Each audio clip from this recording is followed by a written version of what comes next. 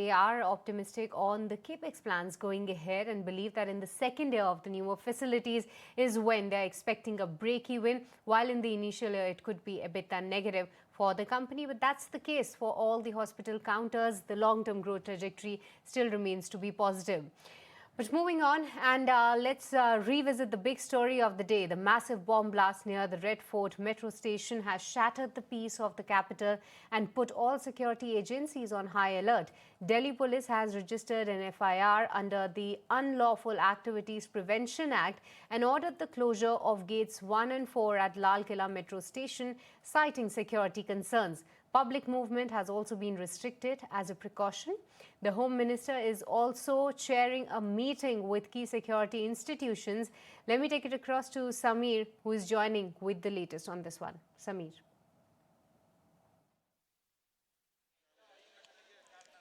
So the fresh development is that Union Home Minister Amit Shah is going to chair an important meeting on the security, the preparedness, and will take the stock of situation. In this meeting, DG NIA will also be present. Union Home Secretary will also be present. Delhi Police Commissioner will be there. So a detailed discussion will be held in this particular meeting. But in addition to this, let me also tell you that right now we are at ground zero, and over here, if you see all the investigative agencies, whether it be NSG, NIA or Delhi Police, are present.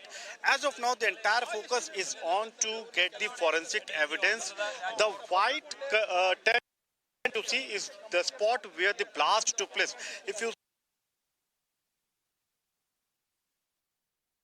So that's the current update, and any development on this matter, we'll definitely let our viewers know. But then it's time for a short break, and post that, we'll be again connecting with the management on Q2 results and more stock specific. Now SPR Live Studio, and we are talking to managements on their second quarter earnings. And now it's time to get connected to Vascon Engineers, and the Q2 performance looks steady. But then what's up for the second half of this financial year, and what's about the real estate pipeline? We are joined by Siddharth Vasudevan Murthy, Managing Director, Vascon Engineers.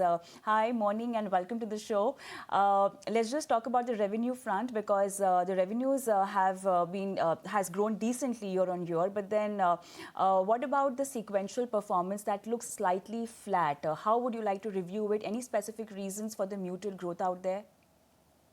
Yeah, hi, good morning. First of all, thank you for having me.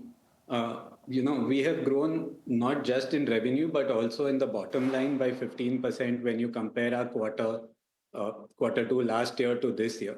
So I think that is a significant, jump, and also it shows that our focus is not just on the top line, but on our profits as well.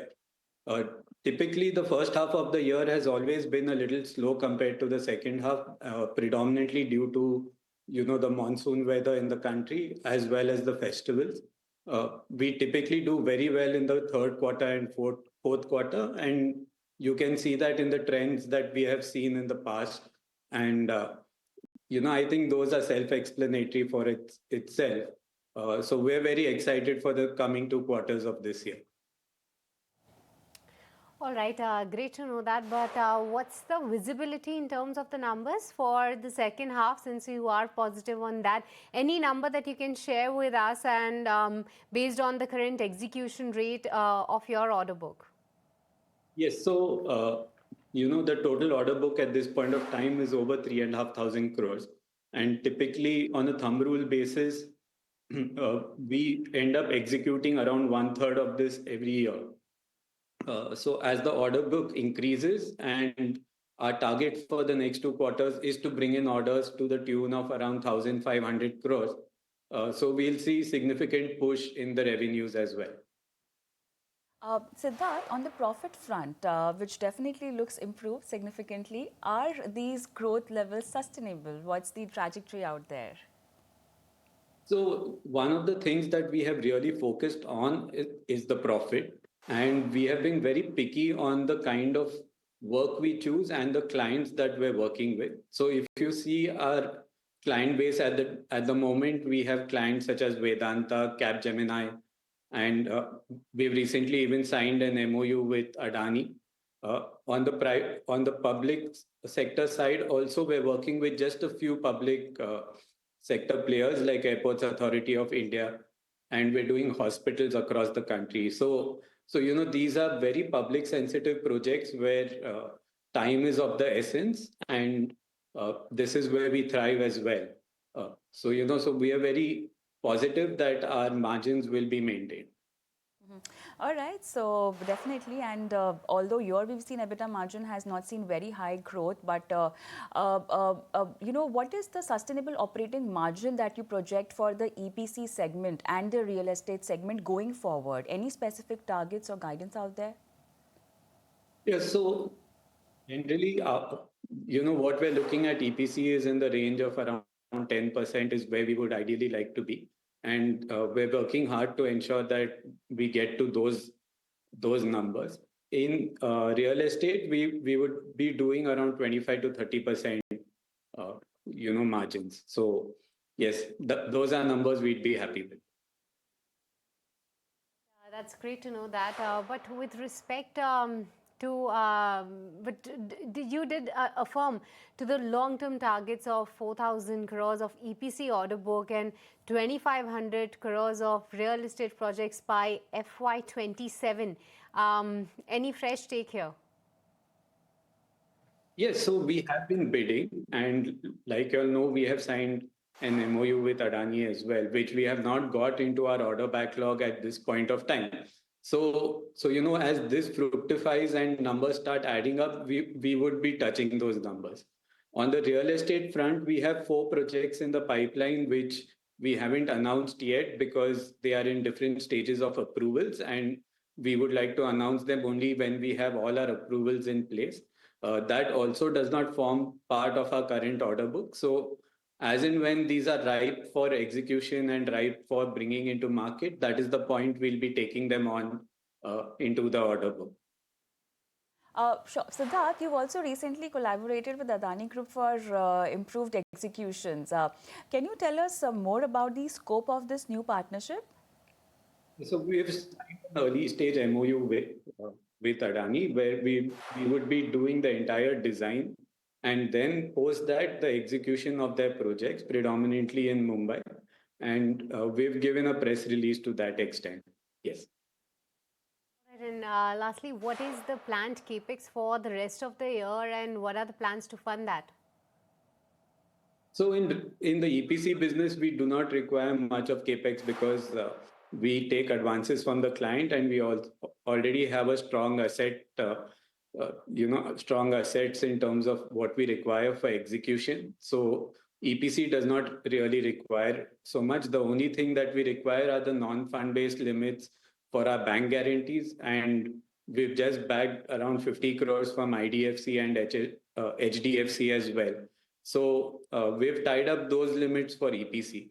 As far as real estate is concerned, the main capex over here that is required is for the approvals and getting the projects off the ground. As we get into the stage where the project is closer to approvals, we'll take calls on either funding this with debt or equity. Siddharth, I think that will be all. Thank you so much for joining in today and speaking to ET Now, and good luck with all the plans ahead. Thank you so much. Thank you so much. But we move on, and the next management is KRT REIT. As far as the Q2 numbers are concerned, the numbers look strong. The margins remain robust. Growth and capex roadmap is what we'll be talking about, and also the occupancy trend looks like improved. We are joined by Shirish Godbole, CEO, and Kwasi Parvez, CEO, KRT REIT. Hi, morning, and welcome to the show. And Shirish, I'll come to you first because the quarter and the H1 gone by seems to be improved in terms of occupancy for you, but the main question, how sustainable do you think it looks like now? Thank you for having us, me and Kaiser. Yes, we've had a strong quarter, and we feel very comfortable and positive as we look forward. Indian markets continue to be, experiencing a lot of demand, both from the GCC side of the world as well as the domestic occupier side of the world. So when you put that together, we have good sort of inquiries and discussions with tenants. We think our occupancy will improve from here, and we look forward to the second half of this year. All right. Hi, gentlemen. Morning. This is Shrishti also joining in. But Mr. Parvez, just wanted to have your take on the yields. Help us understand what's the outlook on your yields. Are they likely to sustain at current levels, or are there any risk that this number can fall from the current levels in the times ahead? First of all, thank you so much, Srishti, for having Sirish and I. And as regards to the yield, I think we have a very positive outlook on how this all stacks up in the second half of the year. Our portfolio occupancy has moved by about 340 bips over the last 2 quarters from March to now in the first half. And we are sort of, focused on an occupancy of 93 to 94%. And with that, we are focused on delivering a 7.6 annualized return to our unit holders, and we feel that that should be very much achievable as part of our projections. Right. Shirish, let's also focus slightly on the rental growth aspect. We really want to understand what's the trend looking like and what should we expect in FY26, FY27, Shirish, and also, the CAGR rate for 2 to 3 years if possible. Yeah, so I mean, I think a couple of things, right? Number one, again, like I said, the demand is very solid. I think Kaiser will walk you through specific sort of rates in the different markets, but whether it's Mumbai or Hyderabad and Bangalore, all three, which are the main markets we're in, are experiencing good demand and therefore rental appreciation and growth. Supply, at least in the foreseeable future, is muted. And that helps because you have less supply and more demand, and obviously rents sort of tend to go up.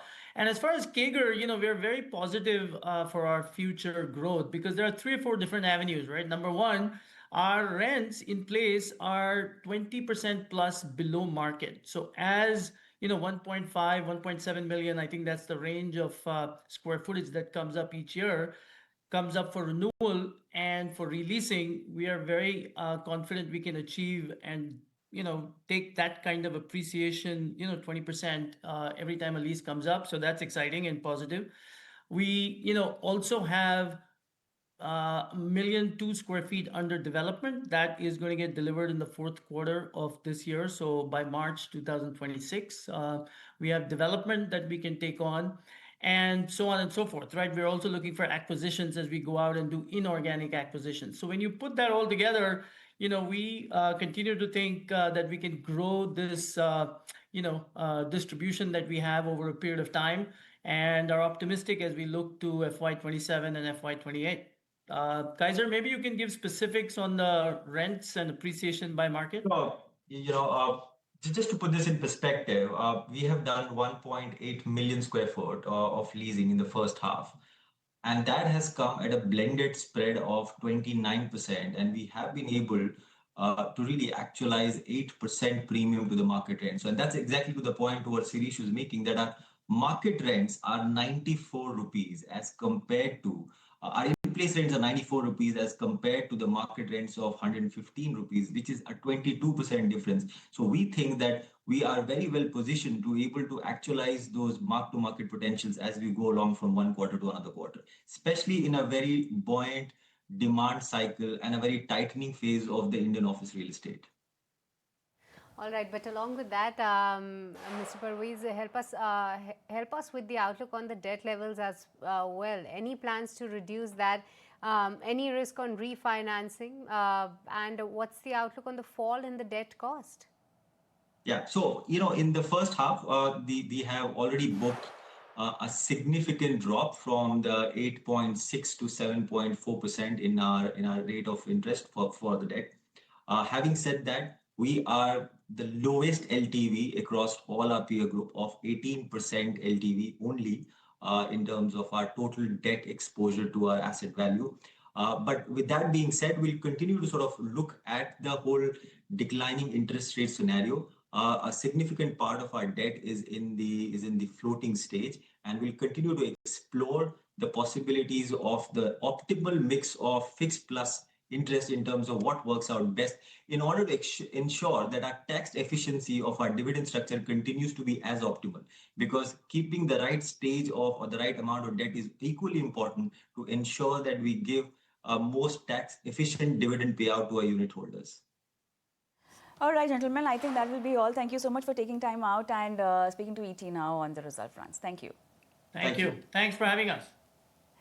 All right, the earnings, we have to take so many management interactions, but now is the time wherein our experts will address all your stock related queries. So start writing to us with respect to your stock queries. You can write to us on the WhatsApp number that will be flashing on the top of your screen throughout the show. But before we start taking your queries, let me welcome to our very special guest. Rajesh Agrawal is joining us on the fundamental side, and to guide you on the technical front, Kunal Bothra is here with us live in the studios. A very good morning, gentlemen, and let's get started with the first query that I have. And this one is coming in on Ola Electric, and Rajesh, I'm coming to you for this one, wherein Manoj from Mumbai has bought Ola Electric at a price of 56 rupees. He's holding 200 shares of this particular counter. While of late there has been some hopes of a revival, but with the earnings seems like it's all fading away. Rajesh, what will be your advice? See, you said it right, sir. First of all, good morning, everybody. You said it right. The earnings were pretty bad, and not only this quarter. It has been bad from last so many quarters. The numbers have not been improving. There have been quality concern, management concern, a whole lot of things. They came out with there was a news that they are moving into EV space, battery space, and something of that sort. But that also didn't materialize. Now they're coming out with fundraising and all. So all in all, nothing seems to be working in favor of the company. So it's better to try to exit on any upsides. Rajesh on Ola Electric, but then Kunal, let's take Bhartwaj's question from Coimbatore, and he's asking, is Eternal a good buy at the current market price given it's a new age app business? If not, suggest any other app-based stock to hold for 3 to 5 years. Good morning. So I think, yeah, Eternal is a good buy at current levels. The stock has retraced almost 18% to 20%. 360 was the high for the stock in the recent past, and now it's come back close to 300 levels. So it's a good retracement for Eternal.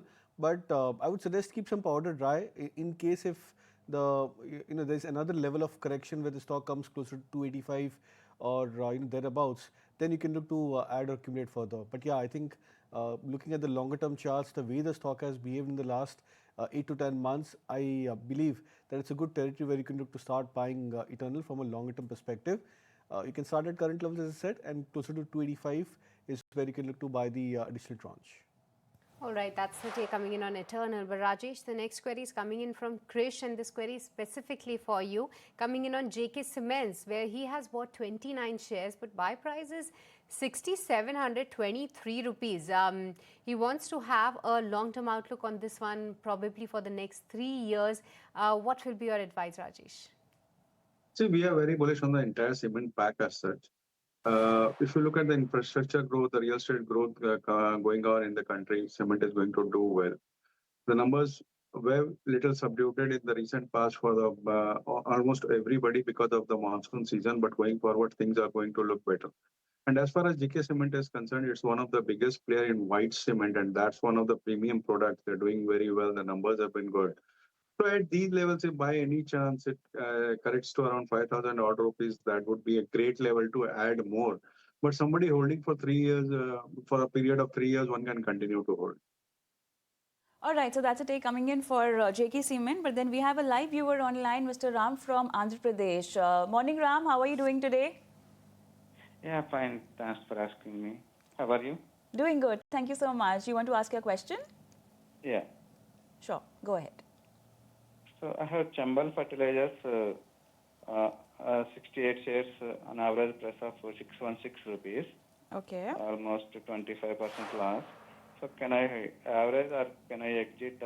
Actually, I have taken for this stock from long term only. Chambal Fertilizer. Okay. Yeah.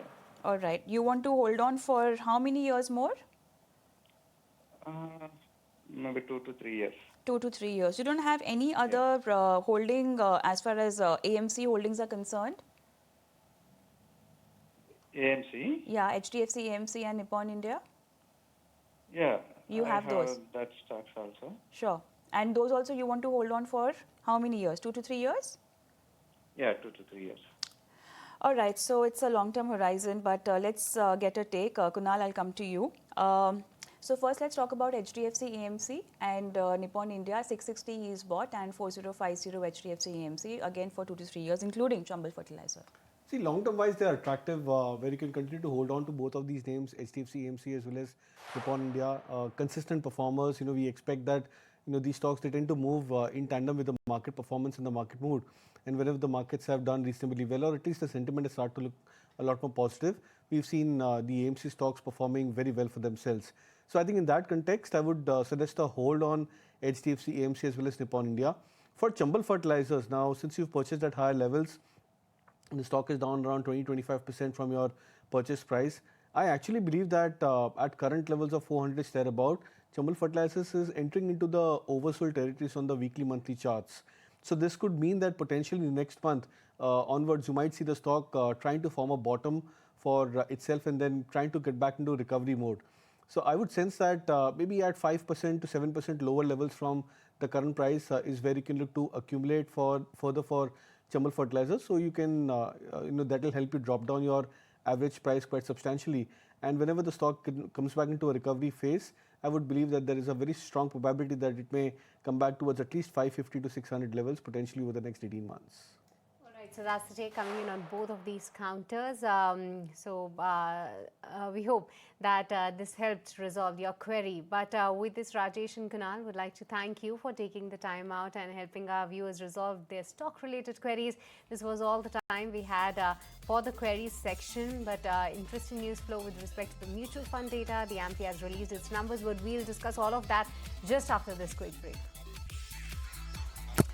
All right, welcome back, and let's shift gears to a very important news. Britannia is in focus as Varun Berry has stepped down from his leadership roles. Berry led the company for a decade, overseeing its growth and diversification into dairy and snacking. His departure marks the end of an era for a prominent consumer goods leader. My colleague Snehi joins us with more details. Snehi, over to you. Well, yes, so it's the end of an era at Britannia Industries because you have the Vice Chairman, MD and CEO, Varun Berry, who has tendered his resignation last evening. And this was, he had first given his resignation to the board on the 6th of November. The board approved that resignation and they waived off his notice period as well. Now, along with stepping down from these managerial positions, he's also going to be stepping down from a whole bunch of committees that he used to be a part of, like the CSR committee, stakeholder relationship, finance, innovation, IT. All of them are going to be some committees that he's going to be stepping down from. Other than that, in the interim, now let's understand what's going to happen.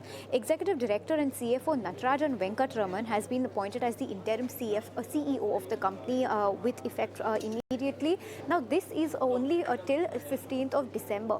What happens on 15th of December? Ex-Birla Opus Paint CEO Rakshit Hargave, he takes over as the CEO of Britannia Industries. That was flagged off in the earnings call of Britannia about a week or so ago. So that management transition is still about to take place. So yes, this resignation was completely unseen, and this has come as a surprise to us and the street as well. If you take a look at Varun Berry's journey in Britannia, in 2013 he joined Britannia as Vice President and COO, bringing a host of experience with him from PepsiCo and HUL. In 2014 he was elevated to MD. In 2018 his post of MD was renewed for another 5 years, his term of MD, and in May 2025 he was elevated to CEO in addition to his existing responsibilities after Rajneet Kohli resigned in March from the CEO position. So in the interim, he was also looking at the CEO post, and now that has been filled or is going to be filled in December by Mr. Rakshit Hargave. If you take a look at Varun Berry's contribution to Britannia, it's been innumerable in terms of the change that he has brought. It's unvaluable on that part.